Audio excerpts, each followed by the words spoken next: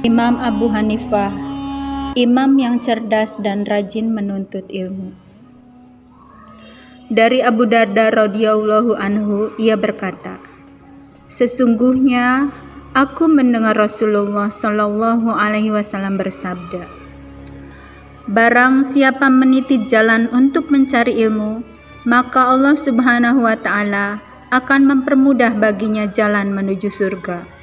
Para malaikat akan membentangkan sayapnya karena ridho kepada penuntut ilmu. Dan seorang penuntut ilmu akan dimintakan ampunan oleh penghuni langit dan bumi hingga ikan yang ada di air. Sungguh, keutamaan seorang alim dibanding seorang ahli ibadah adalah ibarat bulan purnama atas semua bintang. Sesungguhnya, para ulama adalah pewaris para nabi alaihi salam. Dan para nabi alaihi salam tidak mewariskan dinar maupun dirham, akan tetapi mereka mewariskan ilmu. Barang siapa mengambilnya, maka ia telah mengambil keuntungan yang sangat besar." Imam Abu Hanifah lahir di Kufah, Irak pada tahun 699 Masehi. Nama aslinya Nu'man bin Sabit. Kenapa dipanggil Abu Hanifah? Rupanya, karena sejak kecil beliau tekun belajar agama. Hanifah artinya cenderung atau condong pada agama. Ayah Abu Hanifah seorang yang soleh. Beliau pun seorang pedagang yang sukses di kota Kufah. Suatu ketika, Khalifah Ali bin Abi Thalib mendoakan kakek dan ayah Abu Hanifah agar mendapatkan keturunan yang diberkahi Allah.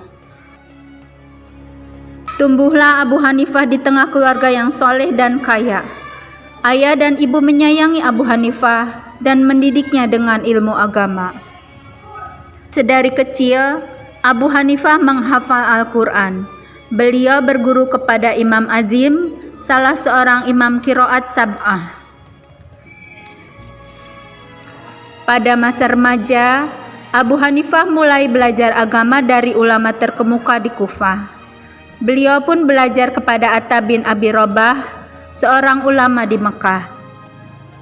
Beliau belajar ilmu qiraat, hadis, nahwu, sastra, syair, fikih, dan teologi. Setelah dewasa, Abu Hanifah mengikuti jejak ayah. Beliau menjual pakaian dan kain sutra. Bisnisnya sukses hingga beliau menjadi pedagang yang kaya. Walaupun sibuk berbisnis, beliau tetap menuntut ilmu agama. Abu Hanifah hidup di masa Daulah Bani Umayyah dan Daulah Bani Abbasiyah. Beliau termasuk tabi'in, orang-orang yang sempat bertemu dengan sahabat Nabi. Beliau sempat bertemu langsung dan mendengarkan hadis dari beberapa sahabat Nabi, di antaranya Anas bin Malik, Sahal bin Sa'ad, dan Jabir bin Abdullah. Abu Hanifah sangat cerdas. Kecerdasan beliau diakui oleh para ilmuwan di masa itu, bahkan diakui oleh Raja Harun al-Rasyid. Abu Hanifah adalah seorang yang akalnya dapat melihat sesuatu yang tidak bisa dilihat oleh matanya, kata sang raja. Minat beliau belajar fikih sangat kuat. Minat itu didukung oleh kecerdasan, kesungguhan, dan ketekunan beliau. Jadilah Abu Hanifah ilmuwan di bidang fikih. Bahkan beliau dipercaya menjadi mufti di Kufah. Abu Hanifah tak berhenti belajar, seperti kata Rasulullah, "Tuntutlah ilmu sejak dari buayan hingga ke liang lahat." Artinya, menuntut ilmu tak terbatas oleh usia. Abu Hanifah mencari ilmu ke berbagai tempat. Beliau pun berguru ke banyak ulama. Selain berguru, Abu Hanifah pun menjadi guru. Muridnya banyak yang menjadi ulama besar, antara lain Abu Yusuf, Muhammad Asy-Syaibani, dan Az-Zufar. Para penuntut ilmu datang dari berbagai tempat untuk belajar ilmu fikih dan ilmu lainnya. Tak lupa, Abu Hanifah menuliskan ilmunya. Dengan begitu, ilmu akan sampai dari generasi ke generasi.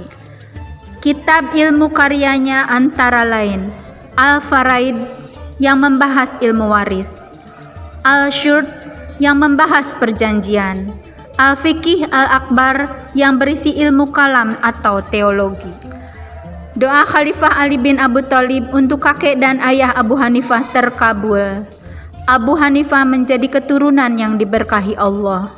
Pada Rajab 150 Hijriah, Abu Hanifah wafat. Sepeninggal beliau, ilmu fikih dan ilmu-ilmu lainnya tetap diamalkan oleh para muridnya. Dari sanalah bermula mazhab Hanafi. Hikmah kisah. Imam Abu Hanifah sangat cerdas dan rajin menuntut ilmu. Walaupun sibuk berbisnis, beliau tetap menuntut ilmu. Beliau menjadi rujukan bagi mazhab Hanafi. Ayo, rajin menuntut ilmu seperti Imam Abu Hanifah.